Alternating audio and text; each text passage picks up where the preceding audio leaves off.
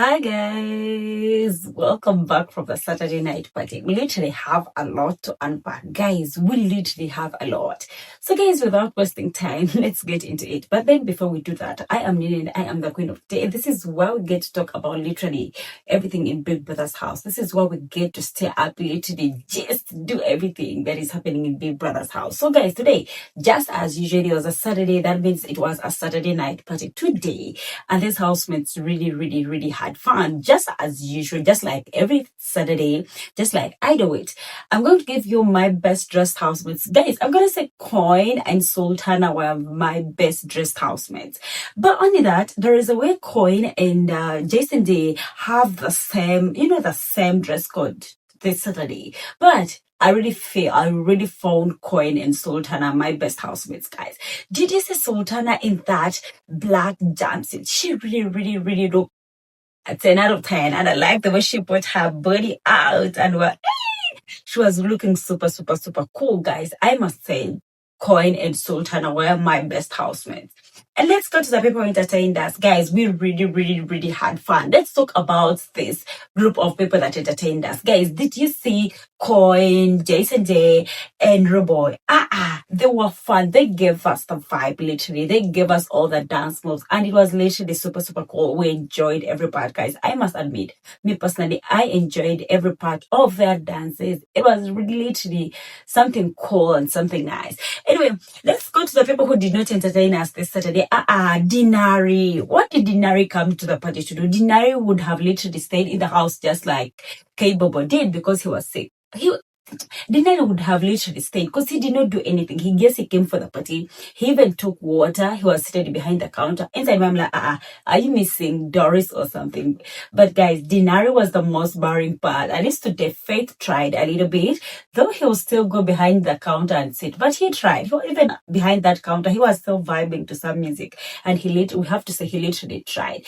Today, we must say Dinari was the most boring housemate in that party because he did not do anything. He came, he sat behind the counter. He was seated on standing. He was even taking water literally. I don't think he even took alcohol. He was literally standing. So guys, let's go back and talk about this duo we've been seeing in parties. This duo of Jason Day and Joanna. I must admit today, yes, even when they danced, it was a little bit. They did a little bit of dancing, and in the dancing, they did not dance the way they used to do. Because those days they used to have those intimacy dances. They used to get close to each other. But then, guys, today there was nothing like intimacy. There was nothing like getting close to each other. They danced, yes, gave each other vibe, but they did not get so close to each other. And I'm like, okay, what is going on? What is the chemistry behind all this? Because it was giving there is something that is not right. But it is what it is. It is what it is. And we enjoyed the party. Everything was super cool. Everybody was having fun because it is always a whole week and they literally need to take that stress off. And literally Thursday and Saturday are always the days to have the party to enjoy and literally take the stress off. And that was literally what they did. And we enjoyed super good. We enjoyed literally everything. So guys, party being held, alcohol on these heads, we literally wait for drama after the party. So guys, when the party was done, literally most of them were tipsy just as usual. When alcohol is somewhere, they got tipsy. So they literally went, and some of them were seated in the couch. This was Coin and Dede, and this side a little bit they were seated next to them. It was Faith and Joanna. I was like, oh, guys, we must admit, Dede was tipsy. But, let's not forget, Coin, she had mentioned that, oh, she's a light drinker. So when she takes a lot, like literally, she gets tipsy so fast. So, guys, we must say Dede was a little bit tipsy, and she found the opportunity to bring up this issue of the wager task they had that happened on Friday. And remember, let's not forget, they already had an issue of saying, oh, when she said the whole story or the whole script is about Jason Day, and she feels like she needs to involve like her story in the wager, and they said no, it is too late, Dede felt like, oh, since she was tipsy, it was the right opportunity. I really feel like it was on her mind up to when she waited for that time when she was tipsy and she got a chance, to air it out. So, guys, she talked about it. She told Faith that, oh, about the wager, and I'm like, I'm sensing trouble. The moment you start talking about wager with Faith, it will be trouble. It will be trouble. All know that is Faith's strength. Wager, those wagers and those, these small sponsored tasks. That is Faith's, strength. These parties are not his strength. I'm sensing trouble. The moment you talk about such issues, I'm already really sensing trouble. Anyway, like Dede was addressing that she doesn't like the way Faith went downstairs to talk to Jason about it, whereas like he could have addressed it with her without going to Jason to talk about it. And Faith kept on talking about, oh, you are wrong, just admit you are wrong. I'm like, dude, she's not saying she was correct. The problem was Faith going to talk to Jason about it. The problem was not being wrong or right. The problem was talking to the wrong person about it. And later it will feel bad to Jason because it will feel like he's selfish if you say, oh, the whole story was about Jason. So she just wanted to address it. Faith would never admit that he's wrong. He'll always feel like, he has an opportunity to get the highlights. He will run from 0 to 100, no more Faith. Dede was still talking about that wasn't cool. Like, when they were having a conversation and Faith walked in, she did not keep quiet. She kept on, talking about it the way she also needed to put a line, or the way the line was almost about Jason. And Faith kept on saying, for the fact that Dede said that whole story was about Jason, Dede was wrong. And I'm like, why was she wrong? Yes, I wouldn't say she was right for her to want to put her story at that time because it was already past time. But then for the fact that she said, the whole story was about Jason, it wasn't wrong because we all watched their wedding presentation. It was almost about Jason J, because first head of house, all this, all that. Most of the things were about Jason. Jason's diary session. Most of the things were about Jason, which was not anything like, they may have chosen Jason J because he had very many moments in the house, which is okay. But then I don't see any bad thing Dede did. She just wanted to address the fact that Faith went to talk to Jason about it, whereas he could just have addressed it with her.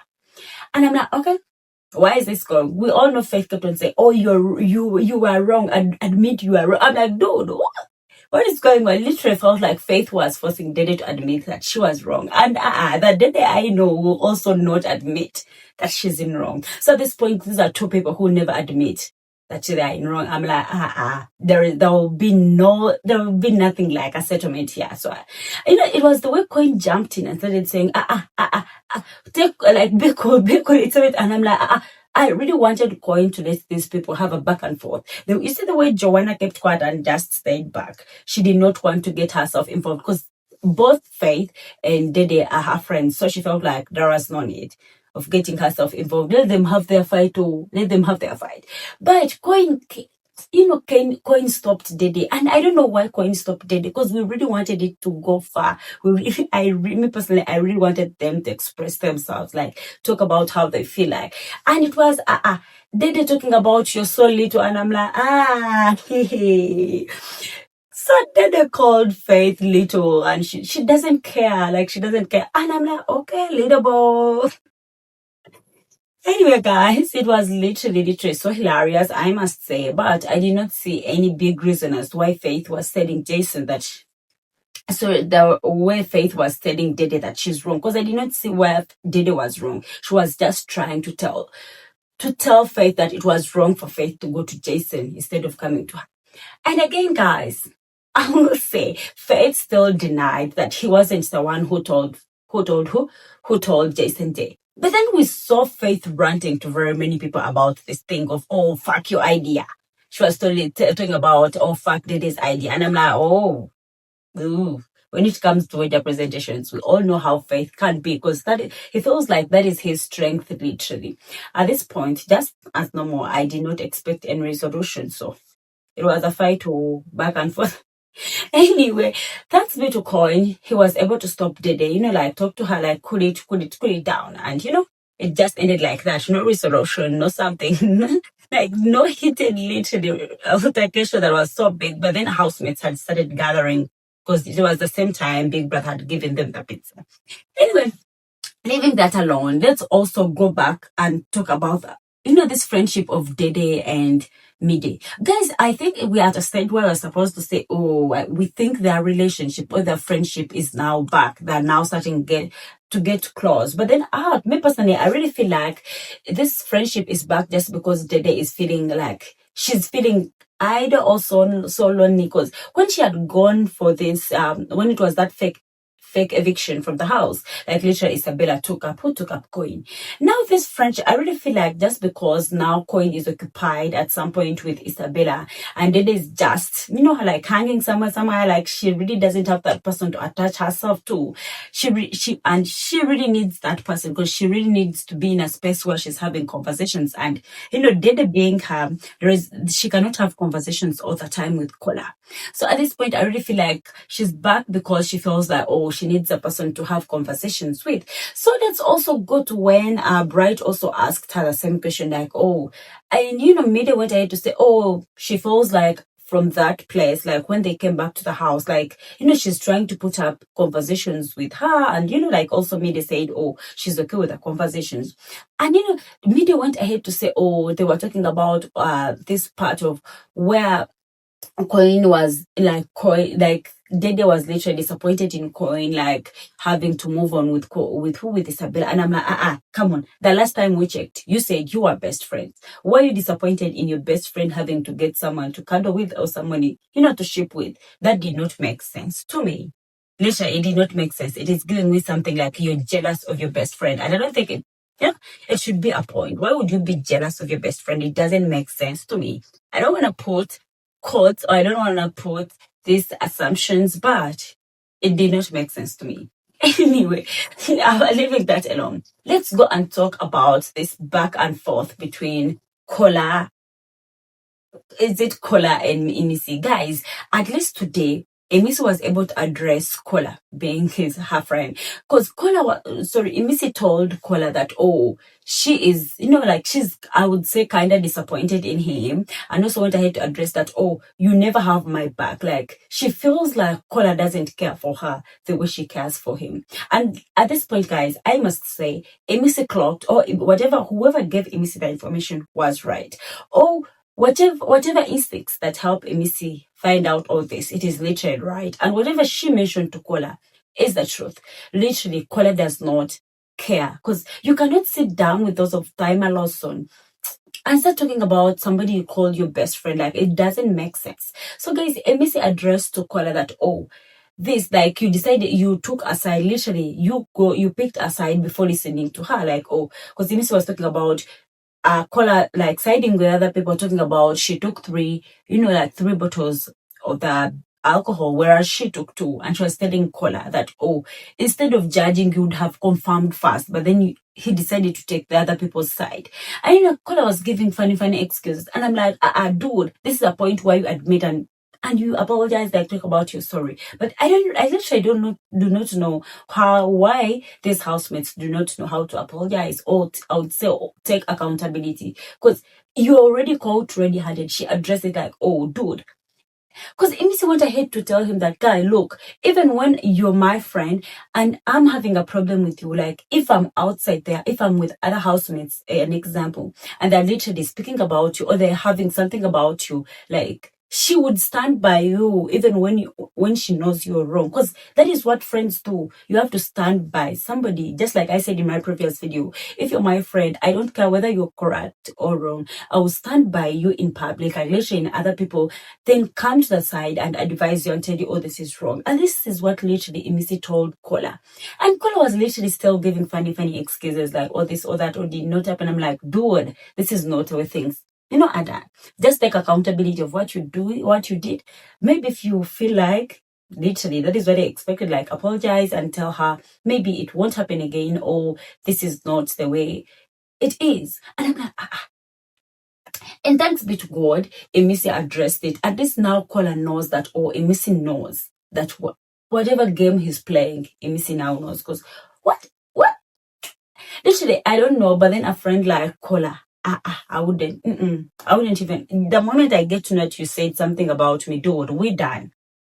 We are done. We literally do not have anything else. But then for the fact that Imisi has gotten to know all this, first of all, she had already told her, literally Imisi had already told Kola that, oh, I know you've never been on my side. You'll never have my back. That was a conversation that was happening when Imisi had taken that cattle literally. And today she still addressed it to Kola that, oh, the fact that you're deciding with the other housemates before confirming or before listening to her story, it also says something else. Like, she also feels that Kola does not care about her the way she cares about him. I'm like, yo, you're right. This dude does not care about you.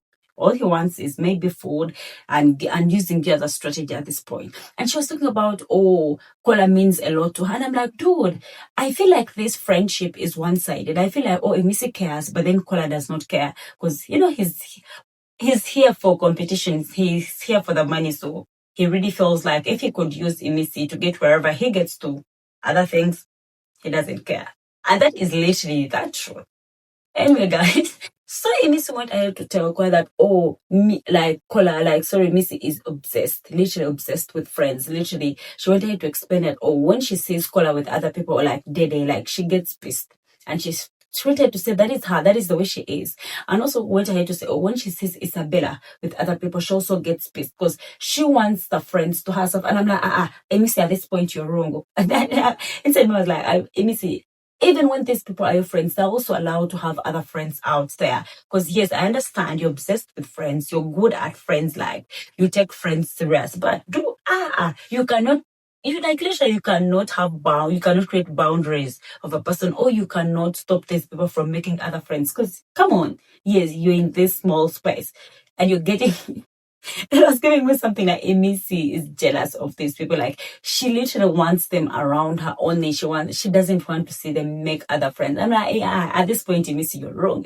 Life doesn't work that way. These people are also allowed to make other friends. Yeah. And also Imisi is also allowed to make other friends. So this part where she says, oh, she's obsessed. Yes, you may be obsessed, but then the fact that you don't want to see them with other people is wrong. Come on, they're here for competition. They have to do everything so that they can get that money. At this point, I would say, oh, if you're obsessed, but then it is a wrong idea. I pray. I really want her to take that idea and all that shit out of her head, because it doesn't work that way. Literally, she'll get herself in moments where she'll be pissed all the time. Because let's not forget, Kola is friends with Bright and Midi, and there is no way she's going to stop it. First of all, Kola even literally speaks behind Imisi's back with those of Bright and Midi. So now at this point, it is giving me Kola has to decide to either be friends with Imisi or those of Midi and Bright. And it is like literally Kola.